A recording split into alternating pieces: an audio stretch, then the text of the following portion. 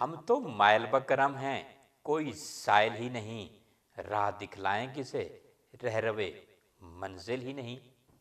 Behold my hands are full of gifts, but who comes seeking here, and how shall I the right road show when there's no travelers؟